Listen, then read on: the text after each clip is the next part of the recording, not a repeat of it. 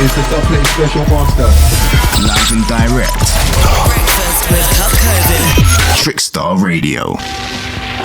Yes then, my friends, we are back inside the building once again. Welcome back to Breakfast with Kovu here on Trickstar Radio. It's the interview hour as we continue our series of conversations with different artists from around the UK and beyond, looking into different musical styles, sounds and flavours. Today, we're going to be getting into a conversation with someone we have previously featured on the show. I believe we did run one of her tracks as the DM Diver highlights section, making some amazing stuff right now, really forward-thinking, sonic, creatively very, very interesting stuff as well. We're live on the line with MEI this morning. How are you doing? I'm great, thank you. How are you? I'm good. It's great to get you on the show. I've been looking forward to this one ever since we actually heard the brand new single. How's your morning going so far? Everything good that end? Yeah, it's good. I've got a tea and I'm chatting to you, so it's all good. There we go. What more could you ask for on a first day morning? So we've got a lot of stuff to get into. Obviously, with these interviews, I love to dive into sort of like the background of different artists and where their inspiration comes from. So how long have you been kind of pushing music as, I suppose, as a really kind of serious part of your life? I probably started taking it seriously maybe about 8 years ago. I did a music degree, and I just kind of felt like this is what I'm meant to be doing. So that's kind of when I started taking it really seriously. But when I was young, I grew up in like choirs, and I've always loved music, but I kind of was like, I don't know if this is going to work out for me. So I was constantly trying to do other things, but nothing else was like panning out. So I was just getting like directed back to music. Always. So it's almost like the universe is telling you, no, this is where you need to be. This is where you need to be. 100%. I mean, off the back of that, then, obviously coming from, I suppose, I mean, it's quite like a common thing to kind of be involved in choirs and sort of like group things when you're younger, and then kind of go down a solo route later on. Do you ever kind of look back at the earlier stuff from when you were a lot younger and kind of go, you know what, that is like, I still take influence from that, or is it a completely different direction now? Yeah, I definitely still take influence from it because I grew up in like church choirs, and like the harmony and like vocal arrangement is still very much like embedded in that, in like gospel music, and I love like using 4-part harmonies, and there's kind of a lot of vocal arrangement going on in the new project that's coming out. So I think that definitely takes influence from my like early years of listening to that kind of music, and just like soul music in general, and taking things from that. Yeah. I mean, I always find it really interesting looking into the sort of backstory of especially singers' kind of backgrounds and the influences that you kind of took. So obviously going from that environment and kind of moving around a few different areas in life and then getting pushed constantly back towards music, and then going to uni to kind of push that as the main sort of thing. How did you find uni from that sort of singer-songwriter perspective? Because I always get such mixed reviews of kind of pursuing uni in creative fields. Yeah, I loved it. I think it was very daunting. I felt very like not at the same level as everyone else in my year group, and I felt like I really had to like work super hard to catch up because I hadn't studied music like formally before then, not like grades or anything like that. So I just felt like, okay, I've got so much work to do. I need to get on it.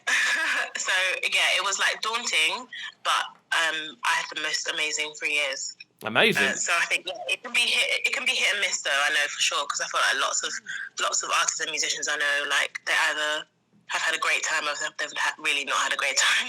No, entirely, and I think it is such a. I feel for a lot of people as well. From my understanding, anyway, it's pretty much what you kind of put in is what you get out with uni a lot of the time. And I feel with creative industries, if you're putting a lot of stuff in and not getting anything back, I suppose kind of gig wise or show wise or things like that, it's quite easy to kind of get put off by it. But I mean, again, with that, are there any things that you kind of took from doing that sort of uni side of things that you still kind of look to for inspiration in your music now? Definitely, I think one of the main things was that you leave with this network of people that you've kind of like grown with, and they become your musical network. So I think that's like one of the most amazing things is that you start your kind of career having a foundation of musicians or artists like around you, and that kind of helps because it's like a support network. Everyone is cheering each other on, or like depping for this gig, or featuring on your music, or like I think it makes it, you have a sense of community, whereas like as a solo artist it can be quite lonely if you're just like, okay, I'm gonna get up and be a solo artist. Like that's quite tricky. Yeah, that makes sense. That makes a lot of sense. I think again that sense of community is something that does kind of give people comfort. It does give people that almost ambition to push on with things, not only for themselves but to kind of push everyone else with them. And I think kind of looking at what we're gonna go where we're gonna go to next. Obviously, we've talked a little bit about uni. We've talked a little bit about the stuff before that. I want to kind of get into the interesting bit. So kind of leaving uni and finishing up there and moving to where you are now. What's that journey been like from again a sort of singer songwriter perspective? Oh, very tricky.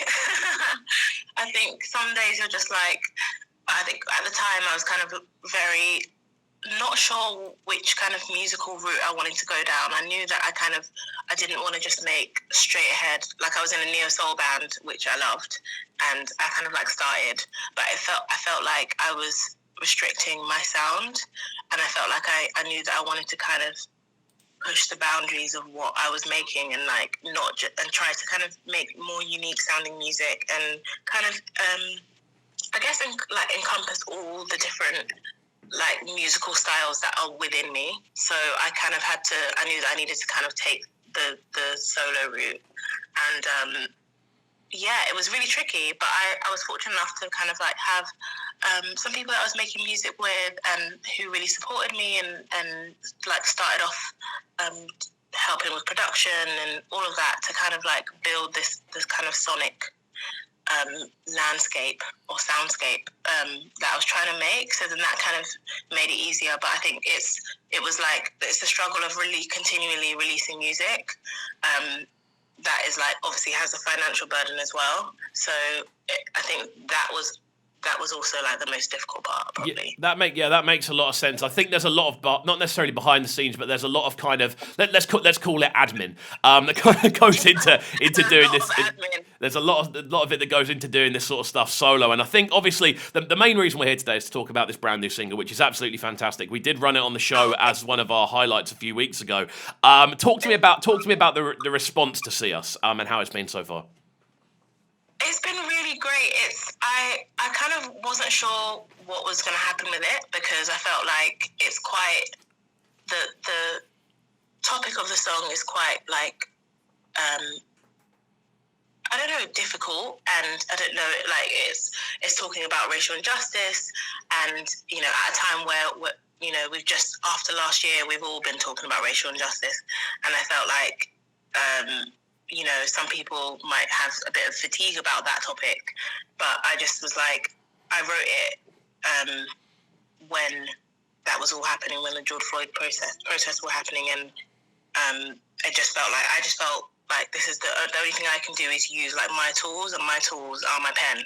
So, you know, and my notebook. So I'm just going to write this song and, you know, see what happens. But we all kind of loved it and decided to like put it out, and yeah, the response has been really, really amazing and like really encouraging, and a lot of people just like messaging and saying they really love it and the meaning of it and stuff like that. So yeah, it's been really well supported, and I'm very grateful.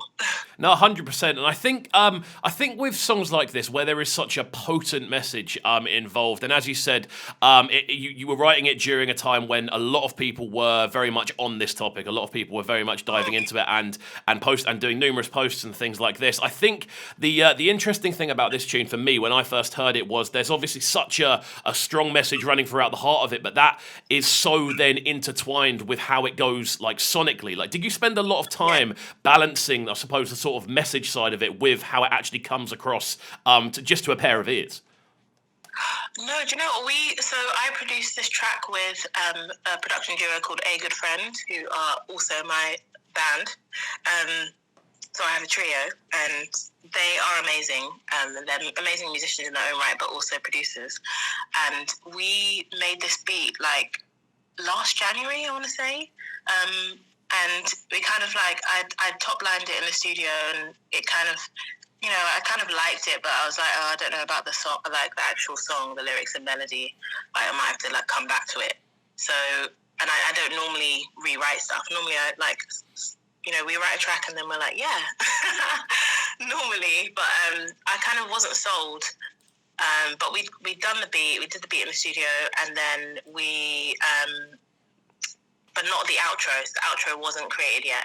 And then, during the protest, I kind of just felt like I revisited the song. I kept listening to the instrumental, and I was like, this sounds like what I want to talk about now. So I rewrote the track and sent it to them, and they were like, oh my God, yes. So then, and then later on, I kind of said to Jaleesa,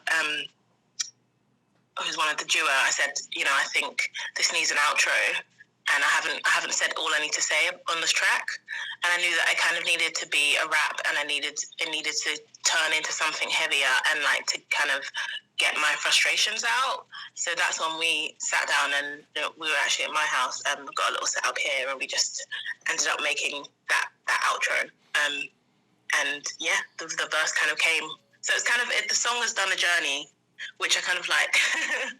No, 100%, and I think obviously when we are looking at stuff like this, and we're looking at tunes that, as I was saying, have such a fantastic balance of getting a message across, and also again from just a general listenership perspective, come across so pleasing to the ears in regards to just the sonics and the way the tune's actually put together. I think it's such a rarity when you find things as in balance as this one. It's the main reason I was so keen to jump on it as one of our daily highlights, and I can't wait to get into it this morning because we are going to run it in just a second. Just for those who aren't already following you on different social media platforms and aren't already following your sound, where would you say the best places for people to find you are? Probably Instagram, Twitter. I'm on TikTok as well now. So it's at 1 a.m. It's like the time. At 1 a.m. _MEI, MEI. Amazing. That's where you can find. Amazing. Well, we're going to get into this one right about now, people. It's just gone 9:15. We are live on Trickstar Radio for the interview hour, our continued series of conversations looking into different artists from around the UK and beyond. We're going to move into another section very shortly, talking about the future plans and what's on the way. But for now, we're going to get into some music. If you haven't already, my friends, do make sure you are downloading the Trickstar Radio app. It is available from the App Store and Google Play. If you've missed any of this interview, you can check it all out on there. So keep it locked and don't go anywhere, my friends. We're in the building till 10. This is Breakfast with KXVU, bringing you their morning flavors on Trickstar Radio. Trickstar Radio.